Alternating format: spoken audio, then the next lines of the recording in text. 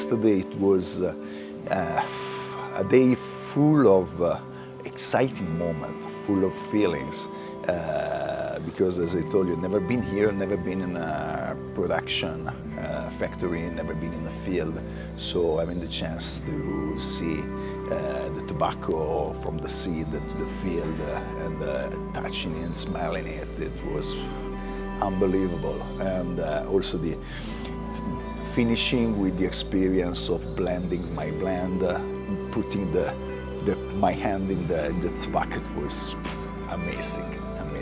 With I think the most amazing experience in my life. Beautiful. So each one of these trays holds 96 little holes, and what they'll do is they take the seed, and the seed is mixed with white ashes. So the soil will be prepared, and they start spreading it that way. The reason for the white ash is just so they know exactly where they spread seed already. So when they're spraying around, they get a good even spread. After the seed will pop out, and I've been watching it, it was real nice. Just 6th, 7th day, just all of a sudden, boop, next day you show up and the little plant came out. They take a while for them to germinate because it needs to start growing. So after a while, if you notice, any one of these little cups will hold 6, 7, 8 plants, and some don't hold any. So in about a week or 2 weeks, they're gonna take with a little pin, it's a little metal wire, they're gonna start taking out, it's called rallying, in Spanish we call it rally.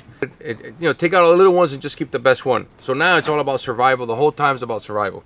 The plants will be here until about 45 days. The plant's gonna get to about this big, and you've seen the pictures when it gets pulled out. And the seed, the root itself, it wraps around the soil, so you bring out the whole cup. Sadly, we transplanted a couple weeks ago, so we don't have any tobacco.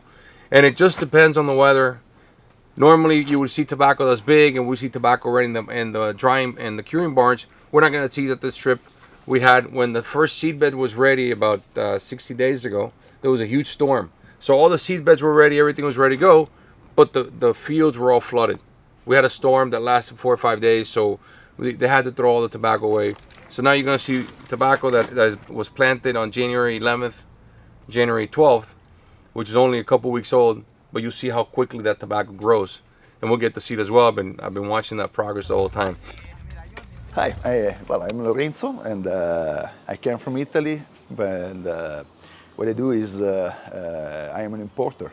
Okay, so I import cigars to the Italian market, and I like to import in Italy what I think is a really great cigar. It's a really great product, and what's especially caring about what's behind, and that this is one of the reason why I'm here, because the Eiroa family has a great legacy.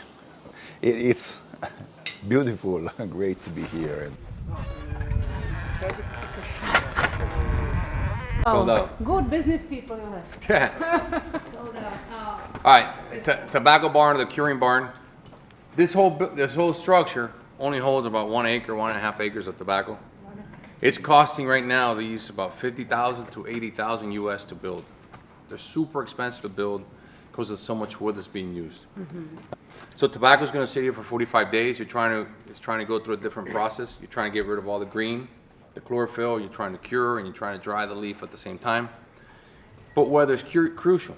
You have 45 days. Normally it's 45 days you're going to hang it here. But you do want to turn the barn a lot faster. So weather and how you climatize the barn is everything. Harry was asking me something, why do we have so much insulation? The reason for the insulation is because we have to control the weather. Already you've been here, you notice how cool the temperature was at night, and now how hot it gets. And what happens is when we have, you see the vents up there and all the way in the back, this is called a calfrisa. What it is a heating system and a moisture system that keep feeding inside the barn to make sure we keep the same climate. So temperature goes up during the day, at night temperature goes down normally, and the process stops. By this we keep the same weather all day long. So from 45 days we go maybe 36 days, 37 days. We're able to control a lot more. You get a very dry day, you get a very moist day. The weather is very it goes up and down like that, especially now The last tobacco gets picked in late May, rain starts early June. So whatever tobacco is sitting here from late May is going to have different conditions than the tobacco gets picked up now. So we have to make sure that we protect the climate all the time. By controlling the calfrisa, the moisture, it gives a more consistent product in the end, which is really what you want. You want to make sure everything is the same no matter what time of year you picked it. Absolutely everything. The chance to start to taste real Honduran food with the chef cooking it for us and coming out and saying every single details of what he was preparing. So if you listened what I said, there's a kind of connection of what I said about also about the factory. So every single detail was also here with the hospitality was really impressive. Not every 2 hours. Did you guys notice that the soil was real flat? Do you remember? I mean, you can go see it on the way back. But anyway, the soil is pretty flat. They come with the tools and they start mounting soil over the stem, the stalk of the plant. Because, like I said, they absorb a little bit of nutrients from there also. But also, if there's rain, unexpected rain, the water can filter through a lot better there. It doesn't compact the soil. Because when rain is flat, it'll compact the soil. When the soil is compact, they can't get any oxygen. And by doing that also, you're moving the soil. The root itself doesn't go past 6, 8, 10 inches maybe. So the root is not a very strong root. Not like you would think of a tree or something else. Tobacco has pretty lazy roots. So by moving the soil around, you let the tobacco get more nutrients and get more oxygen as it starts growing. I think that my favorite cigar is this one, Eiroa Classic. And I also have it in my knee. That's it. So yeah, I really love this blend, authentic Coroco, and it's absolutely amazing. And the authentic Coroco, the Eiroa's authentic Coroco, is something you cannot find in any other tobacco. There's a lot of Coroco around. As Christian said, everybody makes Coroco, calls Coroco is tobacco. That's my favorite, so that's it. But I don't want to say for everybody, this is the best, this is best of another one. The thing is totally different. It's so unique. So that's amazing. That it does. Notice how the wind is turning the leaves over right now. So what the plant does when it's suffering, she starts eating more to get tougher and become stronger. And that's really what you're looking for. We like our cigars with body. That's what you're seeing it happen. And I'm glad you can see it happen right now. It's a windy day. And it's very common for us to get days like this. So it's sunny and it's windy. The plant also, we let it go. You want the soil to be dry. You want to really make the plant work. Because when it's really dry, she forces her roots to go deeper into the ground, thus finding more nutrients and more oxygen in different areas.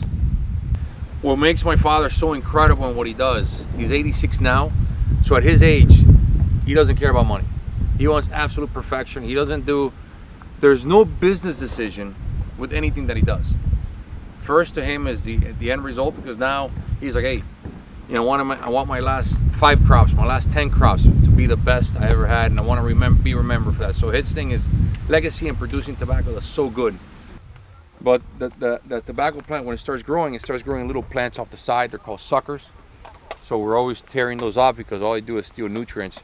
If it's an Habano type variety, when the flower starts growing, it's called topping. We get rid of the flower, so all the nutrients now don't go to produce seed. All the nutrients go to make the leaf bigger and stronger and wider. And then as the tobacco starts growing, you start priming, which means you start taking off the leaves from the bottom. If you take off 3 leaves, those are 3 leaves less that you have to feed, and so on and so. What makes the Eiroa Dark such a great cigar is that I use the top leaves. The top leaves eliminate everything from the bottom. All the nutrients go to those top leaves, but those top leaves have already been there for a while, dealing with the sun, dealing with the wind. Is very, very strong. They're very thick. Very hard to get wrappers out of those top leaves. Very, very hard. So when you get out of 1 acre, maybe 15, 20 kilos. But I also want you guys to notice how the soil changed from over there. Now the soil is different here, and then you just cross the street and it's different soil already. 2 or 3 days older. 2 or 3 days. Yeah. But it's the 98 thing, the hybrid here. But you know, the way they designed the 98 Okay. is that it's able to produce its own seed, and you're able to reproduce it. All right. Okay. it's not so inherent It's in the- always the same Yeah. state of development. And one thing I learned was rocky soil is actually better because when the day's over, the rocks still hold temperature, so the tobacco plant grows even at nighttime. And you can see here, it's just 2 days older, but it grows an extra hour, 2 hours. Yeah, first time in Honduras and first time also in the Caribbean area. Never been in this part of America. I've been in the U.S. Once, and but never been in this area. Well, I found it very different from what I expected, but not very different, but different from what I expected because the first day when we went up, it was the town up on the hills, and going up the hills, I could find a landscape that it was similar to the mountains, so there was pine. So I did not expect it to find such a landscape here in Honduras. I expected to find jungles everywhere. So it's really amazing because we saw different parts, starting from the one near Trujillo, coming down here in Danlí, and then going to the valley. It's really beautiful. Absolutely beautiful, amazing, and so they have so different landscape. It's amazing. Buenos días. Buenos días. They use it to cut the veins. Thimble. Dedal. Ay, ¿tenía uno repuesto? Sí. Ah, tenía dos. Okay. One thing that we do differently, I don't know if they changed it since. Actually, they have changed it. Before, I remember Dominican, this is called frog stripping because it looks like a frog, right? So, before, Dominican would strip it all the way up here, all the way down. I think now Dominican does it the way we do it. Obviously, you're getting rid of the stems. You don't want that inside your cigars. We still get some once in a while, but the higher you cut, I think you lose a lot of nutrients, a lot of taste, and a lot of flavor. So that's one thing that Hondurans, we've always done it this way. And like I said, I think Dominican switched to this kind of system. When you grow tobacco, you're always growing wrapper. You want wrapper. Why? The price of wrapper per pound, right, is $35, $45, $65 per pound. The price per fill is $8.50. And it costs the same. So obviously you're always looking for wrapper. That's why a lot of these seeds were developed also, because they produce a lot more wrapper than before. So you're going to see all different piles. Some of it was, a lot of that we're looking was probably mismanagement and fermentation. Because when the tobacco is in fermentation, it's there for six, 7 days each time before you turn it. Well, maybe one day there was too much rain and it was naturally moist like this, and maybe the rain was on Friday. So it wasn't until Monday that they came in and said, oh my God, we got to flip this over because it had too much temperature very, very quickly. Sadly, we don't have any wrappers being sorted now, which is my favorite part when you're sorting the wrappers, because the smells are just incredible, man. I get these nice smells out of that, and that's where I get a lot of my ideas for blending cigars, but we'll see it now in fermentation, we'll see it in bulk. Anyway, so stripping, she's doing seco, she'll do ligero, viso. There are 5 different types of tobacco. You have volado, which is almost transparent, seco, viso, there's ligero, and then medio tiempo. Medio tiempo is thick like leather. So usually all 5 primers, and it's from the lower part of the plant to the highest part of the plant. The lower it is, the thinner the tobacco is going to be, the higher it is, the thicker it's going to be. And in fermentation, it's thinner tobacco will take 2 or 3 months to ferment. Thicker tobacco will take 12 to 18 months to ferment. When I was filming, and when I was recording some part of the factory, just like the escaparate, the aging room, the part where they make a fermentation, and I was thinking, now I can take with me the image, okay, but it would be great if I could also fix in the video also the smell, because it's everything so intense. At the factory, yeah, we'll smoke the rejects, broken ones and stuff like that. So what we do here is a test. Of course, you want to see the taste, and we'll do it on Tobacco Barn also. You want to see the taste, but you also want to see the burn. You want to see the color of the ash, and you want to make sure that it's not burning with an edge. And that gives you an idea when the tobacco is finally fermented. Because sometimes maybe it smells the way you want it to smell, and you think it's ready, but then you have to see how it burns. Because maybe it's not going to be perfectly ready. And here's a good chance for you to see what kind of difference the wrapper makes on the blend. For it. Now this is second priming. The best wrappers are usually third and fourth primings. To my taste, my father's taste, second priming. He likes second and third. I like third, fourth, and of course fifth priming. When you put the bulk up, it'll start pressing down on it. See how the leaves are already squeezed down. So this thing, in a few days, it'll be all the way down in here. Usually it'll be in bulk about 7-8 days each time. And what tells the difference is how much temperature it has and how much moisture still has left. The tobacco is on the top will go to the bottom. The tobacco is on the outside goes on the inside. That's the simple. There's no real scientific method in how it's done. Yeah, man, there was a company kept saying double fermented or triple fermented, and stories like that used to really upset me because you try to tell people the truth and how things really are done, and it's tough to compete with these Mickey Mouse stories.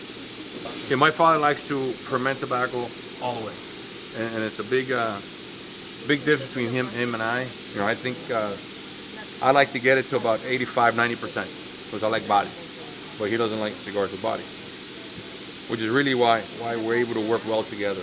Two different types of productions using tobacco from the same farm.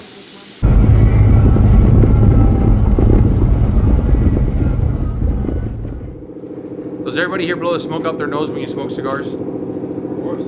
Everybody. Does anybody not blow smoke out their nose when you smoke? Yeah. When tobacco's been sitting, ammonia gets caught up in the middle. Okay, so we used to have a system where people would shake the tobacco like this just to air it out. And what the system would do is, first, it was extremely slow. Number two, if you touch this tobacco, it's already a little dry, they would break a lot of leaves. So my father invented a system back in the 1990s, these barrels. And these barrels release a lot of ammonia in that room, so you can go in a room and it's very, very strong. Just breathe in and out your mouth, you'll be fine. What it does is the barrel goes around, it opens the leaf, it's called the hand of tobacco. It opens up the hand of tobacco. Whatever ammonia is trapped inside gets released and it comes back around. I personally believe that, again, this is just my personal theory, that some of the ammonia sticks in the tobacco on the outside and it evens it out, but most of it, it'll release it. Because there's no ventilation, there's no vent in that room, it's just tobacco, getting the tobacco from inside. So I have to think that some of the ammonia sticks back onto it. So we'll walk in there now, you guys will begin to understand it. If you really want to know what it's like, bro, air out your nose, then it'll be a whole different story. It was great. Not so comfortable, but it was great going into the room where there's the machinery that make rolling the tobacco leaves to lose the ammonia coming from the fermentation. It was such an experience because I was crying, I was sneezing, it was everything, but it was an amazing experience. And then, yeah. The tobacco smell is so intense when you are here. And I cannot explain how beautiful it is. What you're doing after it goes into pilon, once or twice, you get rid of all the moisture. You put the tobacco here, and you're gonna air it out on these trays. You want to get it so it's dry enough, not too dry that it's crispy, but that it's dry enough so you can pack it inside the bale. And now we'll see how the tobacco is packed inside the bale. It gets laid out here. And then the next room, it's how they actually make the bale, which is a pretty cool process. Okay, so the process here is going to be a little different, and that's filler being packed. We're now going to put the paper on top.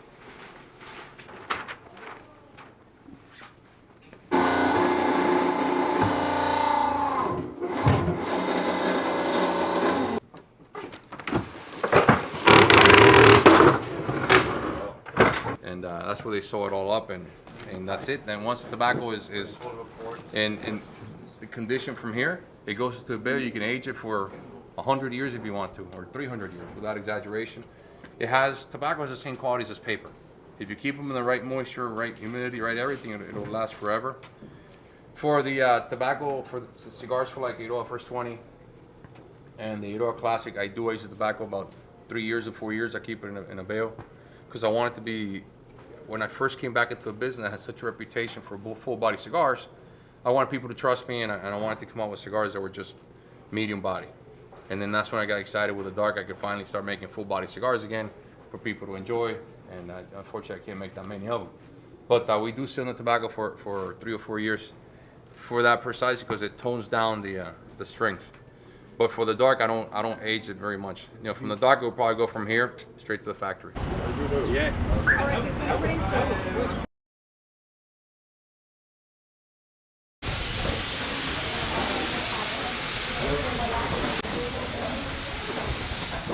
All right, this is all done by hand. It's not a machine. When you look at it, it always impresses me how even they do every single one of them. Even inside the box, that the customer is able to get that first impression when he opens up that box. Because I think it's part of delivery. Something that I always talk about a lot is somebody that goes to a cigar shop doesn't go to buy cigars. That person goes to a shop to escape. He or she wants some time off, time to think, time to relax, time to meet, time to whatever. It's our job, our responsibility, and as good partners to you guys and your customers, is to do our job. And our job means that every time that you recommend one of our cigars, that the cigar is always going to make you look good. Because imagine, and I'm sure it's happened to you before, you recommend a cigar and somebody goes, hey, why'd you recommend that cigar, man? This thing was terrible, it didn't draw, or a million different excuses. You know, one thing about the cigars, they're always going to be consistent.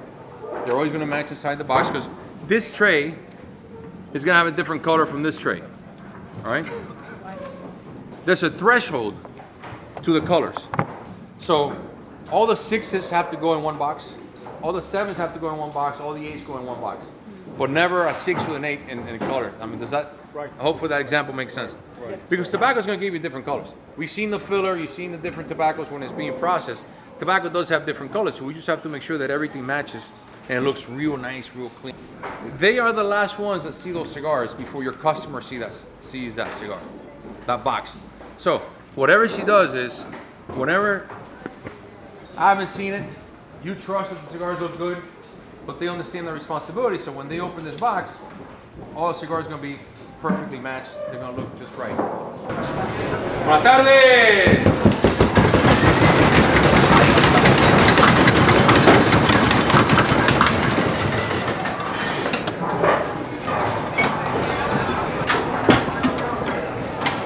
Well, I was really impressed about the care of every single details.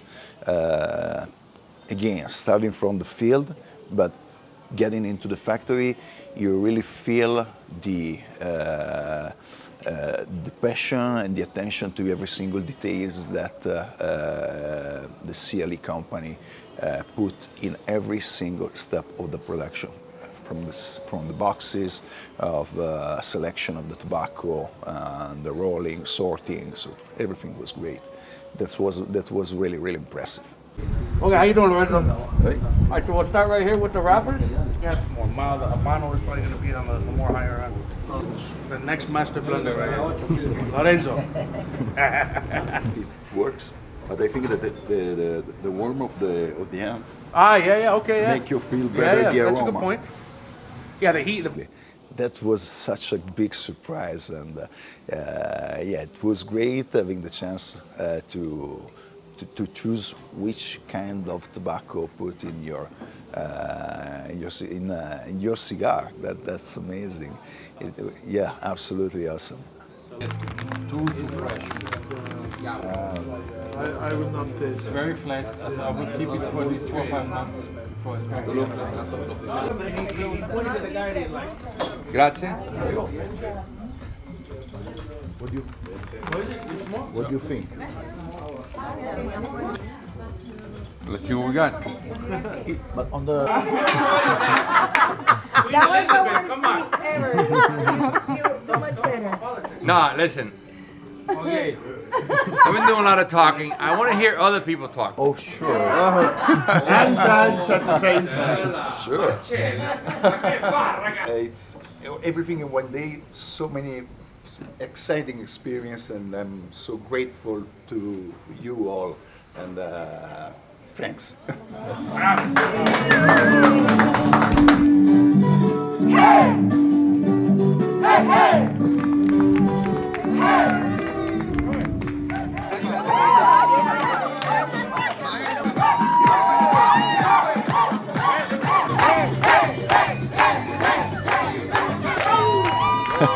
Oh well, Alexandra and Christian, of course, they are great hosts, and I could not imagine coming here having so big hospitality, and they are so great. So it's amazing, and thank you so much, because it was, as I said, a really great experience.